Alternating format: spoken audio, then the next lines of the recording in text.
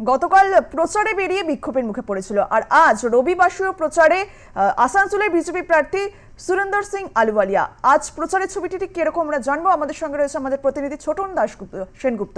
ছোটন, আজ প্রচারের ছবিটি ঠিক কিরকম ছিল?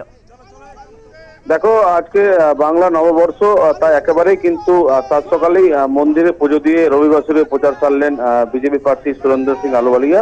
এবং প্রথমে তিনি আসানসোলের গোধূলি মোড়ের যে কালীবাড়ি, সেই কালীবাড়ি যান এবং সেখানে তিনি পুজো দেন এবং পুজো দিয়ে তিনি সেখানকার প্রচার সারেন। এবং সঙ্গে ছিলেন আসানসোলের প্রাক্তন মেয়র তথা বিজেপি নেতা জিতেন্দ্র তিওয়ারি। এর পাশাপাশি তিনি ঠিক ওখান থেকে তারপরে কিন্তু কল্যাণেশ্বরী মন্দির পৌঁছায় এবং সেখানেও তিনি পুজো দিচ্ছেন এবং সেখানে পুজো দিয়ে কিন্তু একেবারেই তিনি প্রচার সারছেন। অর্থাৎ একেবারেই গতকাল দেখা গেল যে কুলটিতে প্রচারে বেরিয়ে তিনি বিক্ষোভের মুখে পড়েছিলেন এবং কিছু মানুষ বিজেপির কর্মী সমর্থক ক্ষোভ প্রকাশ করেছিলেন। এবং তারপরে কিন্তু আজকে একেবারেই কিন্তু রবিবাসরের প্রচার, যেহেতু বাংলা নববর্ষ দিনে একেবারে মন্দিরে পুজো দিয়ে কিন্তু আজকে আসানসোল লোকসভা কেন্দ্রে বিজেপি প্রার্থী সুরেন্দর সিং আলুওয়ালিয়া রবিবাসরের প্রচার সারলেন।